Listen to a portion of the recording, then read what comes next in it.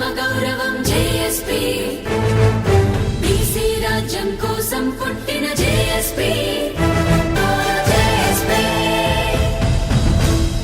ఇటీవల బీసీ నాయకురాలు ఈశ్వరమ్మ యాదవ్ను అగ్రకులానికి చెందిన శివచరణ్ రెడ్డి అసభ్య పదజాలంతో దూషించి బీసీ జాతిని కించపరిచిన విషయంలో గత 3 రోజులుగా బీసీ సంఘాలు ఆందోళన చేపడుతున్న సందర్భంలో ఈరోజు బీసీ సంక్షేమ సంఘం జాతీయ అధ్యక్షులు జాజుల శ్రీనివాస్ గౌడ్ నేతృత్వంలోని 50 మంది బీసీ సంఘాల ప్రతినిధులు ఎల్బీ నగర్లోని ఈశ్వరమ్మ యాదవ్ ఇంటికి చేరుకుని వారిని పరామర్శించారు. జరిగిన సంఘటనపై జాజుల శ్రీనివాస్ గౌడ్ ఈశ్వరమ్మ యాదవ్తో చర్చించారు. అనంతరం జేఎస్పీ మీడియాతో వారు ప్రత్యేకంగా మాట్లాడారు.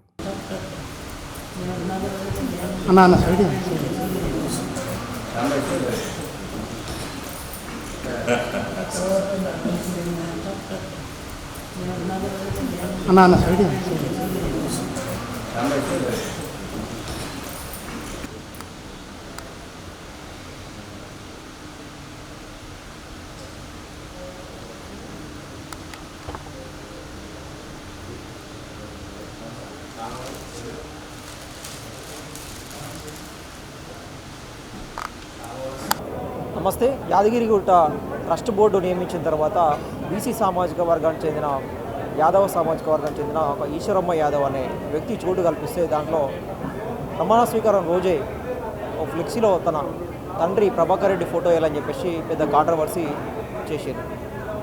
80 ఏళ్ళ వయసున్న అమ్మను పట్టుకొని పెద్ద ఎత్తున కూడా బూతులు మాట్లాడడం జరిగేది.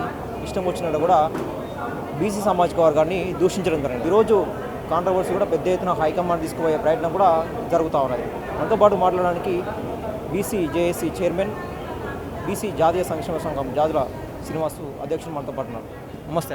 నమస్తే. ఏం చెప్తారు ఈరోజు? అంటే ప్రధానంగా ఇప్పుడు ఇక్కడ జరిగినటువంటి సంఘటన 2 వ్యక్తుల మధ్యన జరిగిన సంఘటన మేము భావిస్తలేము. ఇది 2 ఆధిపత్య వర్గాలకు ఆత్మగౌరవంతో బతికే బిడ్డల మధ్యన జరిగే పోరాటంగా మేము భావిస్తున్నాం. ఒక్క ఎల్బీ నగర్లో కాదు, ఇటీవల తెలంగాణ రాష్ట్రంలో ఈ అగ్రకుల ఆధిపత్య దొరల పటేన్ల యొక్క ఆధిపత్యము, దాడులు, దౌర్జన్యాలు, బెదిరింపులు ఇవన్నీ రోజు రోజుకి ఎక్కువైపోతున్నాయి. అందులో భాగంగానే ఎల్బీ నగర్లో జరిగిన సంఘటన మేము చూస్తున్నాం.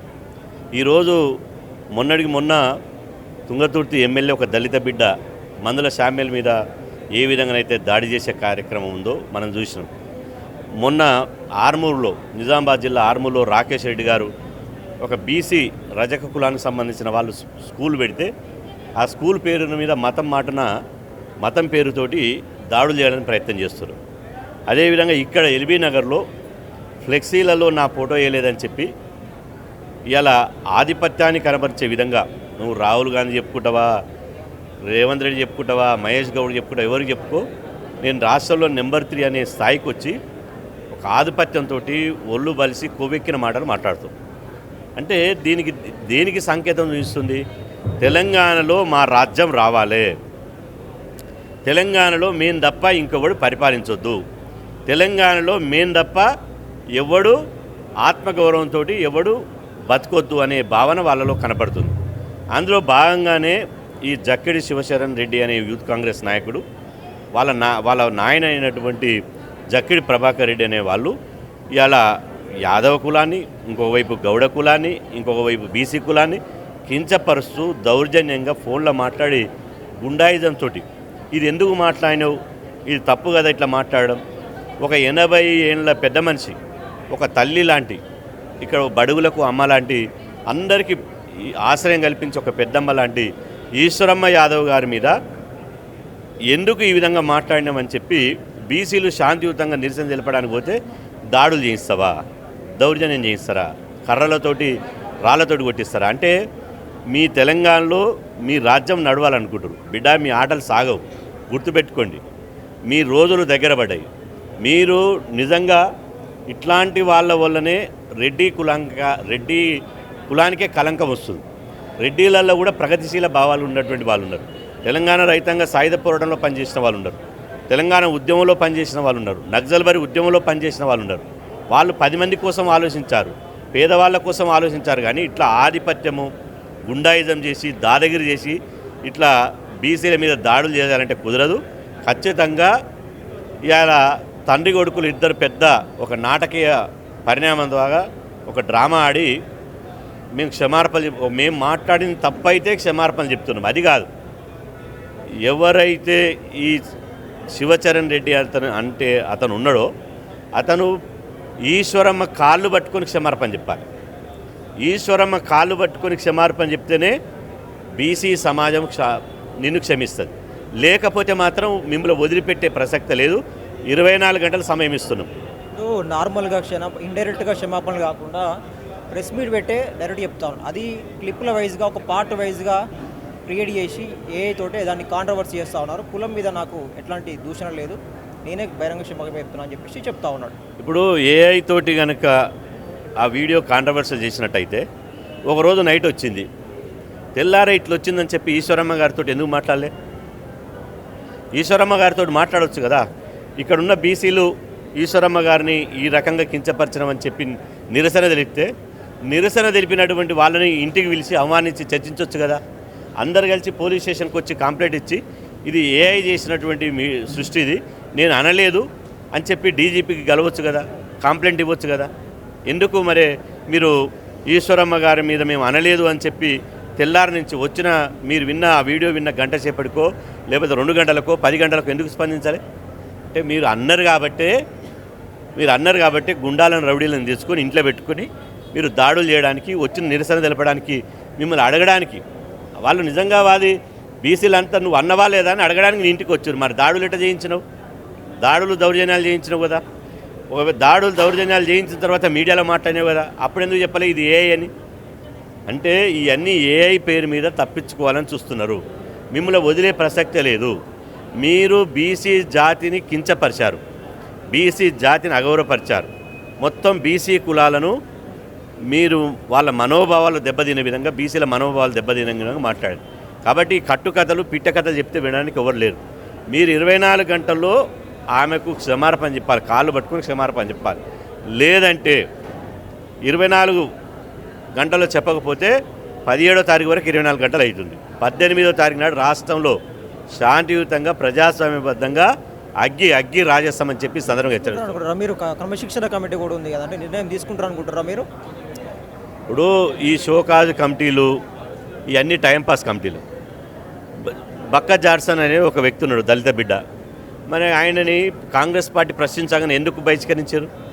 కత్తి వెంకటస్వామి ఎక్కడ టీవీ డిబేట్లో మాట్లాడారని చెప్పి ఎందుకు షోకాజ్ నోటీస్ ఇచ్చి సస్పెండ్ చేస్తానని చెప్తున్నారు?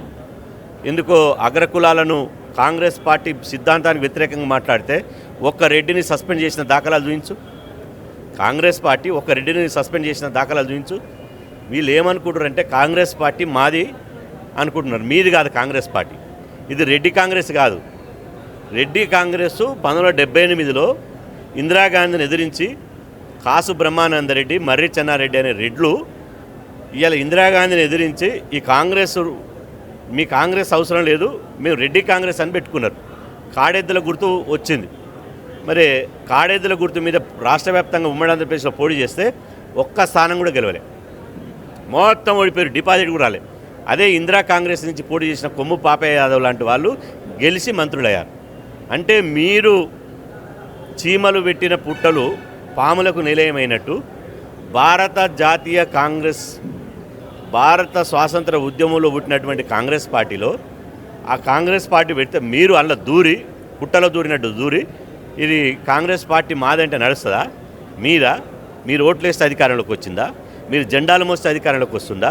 మొత్తం 90% ఉన్నటువంటి ఎస్సీ ఎస్టీ బీసీ సమాజం ఓట్లేసి మీకు జిందాబాద్ కొట్టి, పార్టీ పేరు మీద డబ్బులు కట్టి, చందాల పేరు మీద మీకు చందాలు కట్టి ఇవాళ మీకు ఓట్లు వేస్తే మీరు అధికారంలోకి వచ్చి మీరు పీఠాల మీద కూర్చొని బల్పు మాటలు మాట్లాడతారా? బరి తెగించి మాట్లాడతారా? మాకు మాట్లాడరాదా? ఒక 80 సంవత్సరాల ఒక పెద్ద ఆవిడ, ఆమె కాలు గోటుకున్న విలువలేదు మీకు, ఆమెను పట్టుకొని బోసుడు ముండు అంటవా? బోసుడు ముండు అంటే మాకు తిట్టరాదా? అంతకంటే 100 మాటలు తిడతాం. సామాజిక వర్గంతో అనబోయి మొత్తం సామాజిక వర్గాన్ని అంటగట్టడం ఏ విధంగా చూస్తారు? అదేవిధంగా ఈ పోస్ట్ ఏదైతే ఉన్నదో అది యూత్ కాంగ్రెస్ ప్రెసిడెంట్ పోస్టు 7 కోట్లు పెట్టి నేను తెచ్చుకున్నా అని చెప్పేసి ఒక వైరల్ ఆడియో కూడా రిలీజ్ అయింది. దాని గురించి ఇప్పుడు 7 కోట్లు తెచ్చుకున్నవా 70 కోట్లు తెచ్చుకున్నావా మాకు అనవసరం. అది మీరు కాంగ్రెస్ పార్టీలు చూసుకుంటారు. ఇక్కడ ఒక బీసీ బిడ్డను నువ్వు కించపరిచినావు. ఈశ్వరమ్మ యాదవ్ను జాతికి వ్యక్తికి విడదీసి చూడలేవు. ఈశ్వరమ్మ యాదవ్ అనేట ఆమె కులానికి బడుగుల జాతికి ఒక ప్రతీక. మరి ఈశ్వరమ్మ యాదవ్కు Yadagiri board trust board member ఇచ్చారు. మీరు బీసీకి ఇచ్చినామని ఎందుకు చెప్పుకుంటారు? బీసీ కాబట్టే కదా. ఇవన్నీ లపంగి మాటలు బంద్ చేయదు, ఇవన్నీ దొంగ మాటలు బంద్ చేయదు. మీరు తక్షణమే కాంగ్రెస్ పార్టీని కూడా నేను హెచ్చరిస్తున్నా. రాష్ట్రంలో ఉన్నది రాహుల్ కాంగ్రెసా రెడ్ల కాంగ్రెసా తేలాలి ఫస్ట్. మీరు రాహుల్ గాంధీ కులగణన జరగాలి, కులగణన జరిగి ఎవరి వాటా వాళ్ళకు దక్కాలి అని అంటున్నాడు కదా. మరి కులగణన జరిగింది 60% బీసీలు ఉన్నారు, ఎస్సీ ఎస్టీ మైనార్టీలు కలిపితే 90% ఉన్నారని చెప్పి రాహుల్ గాంధీకి తెలిసింది. 90% ఉన్నోళ్ళని మౌనం తిడితే, ఆత్మగౌరవం కించపరిస్తే రాహుల్ గాంధీ మౌనంగానే ఉంటాడా? ఇవాళ మామూలు అంటే నువ్వు ఒక దెబ్బ పెడితే మేము 2 దెబ్బలు పెడతాం, మా జనాభా ఎక్కువ ఉంది కాబట్టి. నువ్వు ఒక చెంప కొడితే మేము 4 చెంపలు కొడతాం, మాకు ఆ దమ్ము ఉంది కాబట్టి. కానీ నిన్నే అంటుండు కదా రాహుల్ గాంధీ ఎవడు, రేవంత్ రెడ్డి ఎవడు, పీసీసీ అధ్యక్షుడు, నేనే నెంబర్ 3 అంటున్నాడు కదా. ఈ నెంబర్ 3 అంటాడు ఎడంగా వచ్చిండు, ఏ విధంగా వచ్చిండు నెంబర్ 3 అనేటోడు?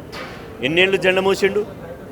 ఇలా నేను అంటున్నా, ప్రజాస్వామ్యం మీకు కాంగ్రెస్ పార్టీ మీరు సేవ చేసినట్టు కదా. మీరు ఎందుకో కార్పొరేటర్గా 4 సార్లు పోటీ చేసి ఎందుకో గెలవరేది. మీకు దమ్ముంటే కాంగ్రెస్ పార్టీకి రాజీనామా చేసి ఇండిపెండెంట్గా పోటీ చేయండి, అప్పుడు గెలిస్తే మీకు ప్రజాబలం ఉందాం అనుకుంటాం. బీసీ ఎస్సీ ఎస్టీలు లక్షల మంది మెంబర్షిప్ తీసుకొని లక్షల మంది జెండాలు మోస్తే ఇందులో జొరబడి పార్టీ నాదంటే మీ రెడ్ల జాగిరా, పార్టీ రెడ్లకు పేటెంటా? కాబట్టి ఇది వదిలే ప్రసక్తి లేదు. ఈశ్వరమ్మ యాదవ్ గారు ఊకున్నా మేము ఊకోం. 24 గంటల్లో క్షమాపణ చెప్పాలి కాళ్ళు పట్టుకొని.